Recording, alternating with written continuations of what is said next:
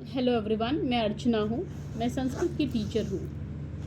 वर्तमान में मैं गणपति अथर्वशीर्ष पर विचार विमर्श कर रही हूँ। पार्टिसिपेंट्स हैं, कई जगह से लोगों ने ज्वाइन किया है और गणपति अथर्वशीर्ष के बारे में which is so close to my heart, मेरे अंतस्थ के काफ़ी करीब है ये ग्रंथ।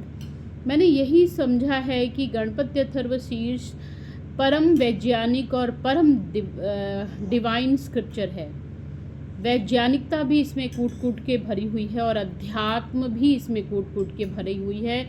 और वैज्ञानिकता और अध्यात्म के अतिरिक्त ये अत्यंत गूढ़ शास्त्र है और गूढ़ होने के अतिरिक्त भी इस गूढ़ता में, प्रकृति की इस गूढ़ और कॉम्प्लेक्स सत्ता में हम कैसे ग्रेसफुली सेफली प्रवेश कर सकते हैं, अपने आप को थर्ड डायमेंशन से फोर्थ डायमेंशन, फोर्थ डायमेंशन से फिफ्थ डायमेंशन, फिफ्थ से सिक्स्थ डायमेंशन में ले जाने के लिए इसकी भी टेक्निक बताई गई है।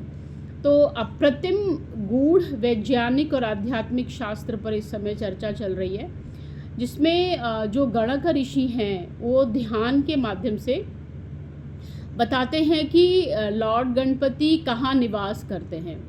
वो कहते हैं एतत् तव मनुस्वरूपम, कि हे गणेश, मैं समझ चुका हूँ कि आपका मनुस्वरूप, आपका प्राचीन स्वरूप है क्या। तो शिष्य उनसे पूछता है कि कृपया आप मुझे भी बताएं अगर आपने प्राप्त कर लिया है। तो उन्होंने कहा है कि जो बीज मंत्र है गंग, और गंग की उत्पत्ति कैसे हुई इसका भी वर्णन गणक ऋषि गणपति अथर्वशीर्ष में कहते हैं कि जितना तुम इस पर संधान, नादः संधानम, यानी जितना ही इस मिस्टिकल साउंड गंग पर हम संधान करेंगे, अनुसंधान करेंगे, रिसर्च करेंगे, मेडिटेट करेंगे, चैंट करेंगे, उतना ही हमारा जो प्रमोशन है होगा आध्यात्मिक स्तर पे और सांसारिक स्तर पे होता जाएगा। हम अगर थर्ड डायमेंशन पे हैं तो फोर्थ, और फोर्थ से फिफ्थ, फिफ्थ से सिक्स्थ, सिक्स्थ से सेवन डायमेंशंस पर पहुंचने में हमें देरी नहीं लगेगी। क्योंकि जो गणेश भगवान हैं, जो गणेश जी हैं, वो गणेश जी एक ही सृष्टि को रिप्रेजेंट नहीं कर रहे हैं, वो इन सातों सृष्टि के अधिष्ठात देवता हैं। तो हमें क्या करना है, just in order to tap into the Ganesh energy, अगर हमें इस गणेश एनर्जी में प्रवेश करना है तो गंग जो मंत्र है उस पर अनुसंधान करना है। तो प्रश्न ये उठता है कि अब इस गंग मंत्र पे कैसे अनुसंधान करें। अनुसंधान करने का तरीका तो बहुत सिंपल है, जिसको सांख्य दर्शन में भी बताया गया है, भगवद गीता में भी बताया गया है। भगवान बार बार कह रहे हैं तस्माद योगी भवार्जुन, कि हे अर्जुन योगी हो जाओ, योगी हो जाओ, योग करो। तो इवन गणपति अथर्वशीर्ष भी कहता है कि त्वांग योगिनो ध्यायन्ति नित्यम, कि बस एक ही माध्यम है जिसके थ्रू हम आप तक पहुंच सकते हैं, वो है योगी, योग करने का मार्ग।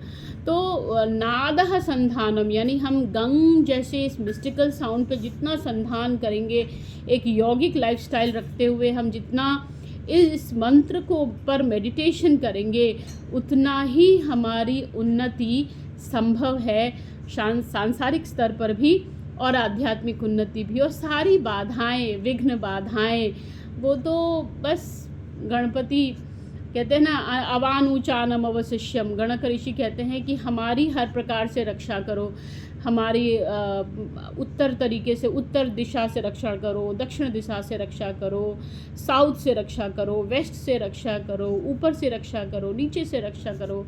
तो गणेश भगवान तो सक्षम है, सर्वसमर्थ है हमें हर प्रकार का संरक्षण प्रदान करने के लिए।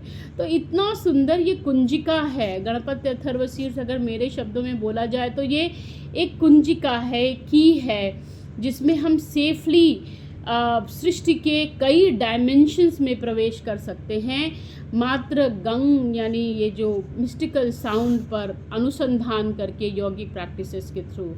Thank you.